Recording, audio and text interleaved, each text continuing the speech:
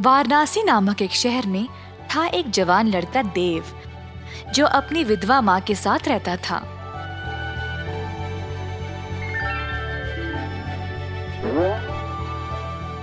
उनकी थी 1 एकड़ की जमीन, जिसमें वह काम करके अपनी रोजी रोटी कमाते थे।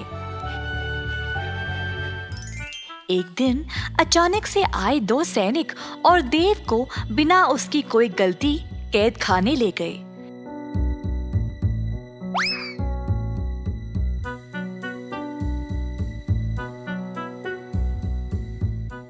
देव की माँ ने सैनिकों से बहुत भीख मांगा, पर उन्होंने उनकी बात नहीं सुनी और उसको कैद खाना ले गए।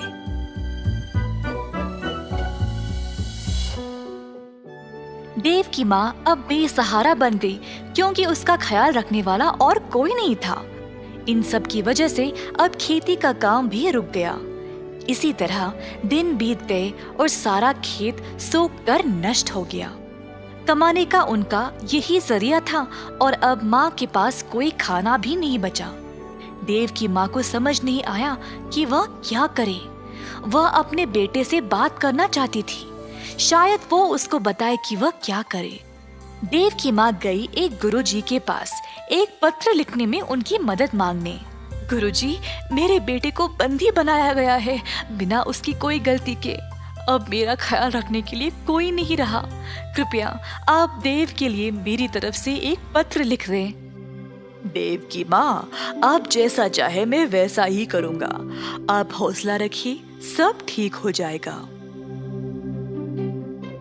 गुरु ने पत्र लिखा।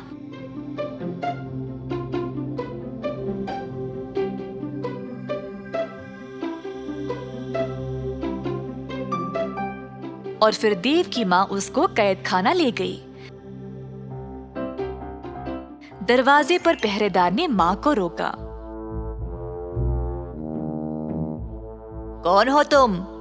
मैं ये पत्र अपने बेटे देव को देना चाहती हूँ। आपको अंदर जाने की आवश्यकता नहीं है। इस पत्र को उस डिब्बे में डाल दो।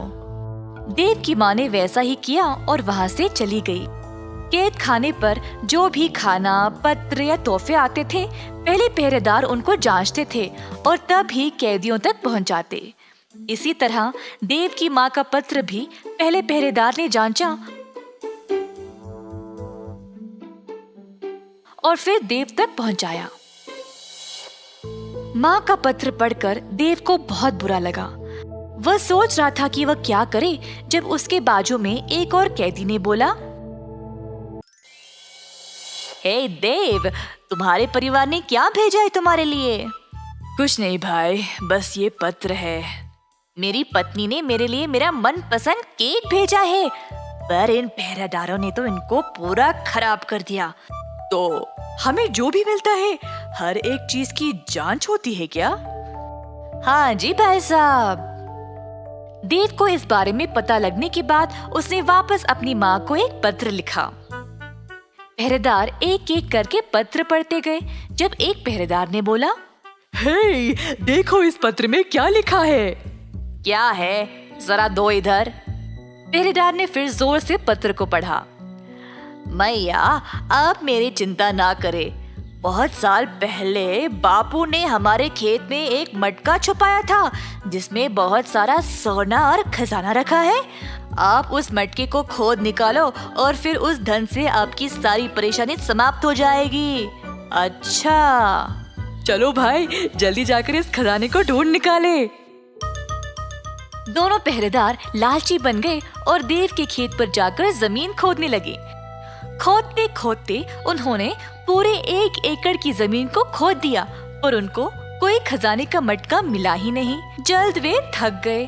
क्या करे ये ना जानकर दोनों पहरेदार वापस कैद खाना चले गए। अगली सुबह जब देव की माँ जागी तो उसने देखा कि सारा जमीन जोता हुआ था और ताजी मिट्टी बाहर आई हुई थी। देव की माँ ने फिर से खेती बाड़ी का काम शुरू किया और अन्य बीज बोया। धीरे धीरे वह पैसे कमाने लगी और कुछ ही समय में उसने काफी पैसे जमा लिए, जिससे उसने अपने बेटे को जेल से रिहा करवा लिया।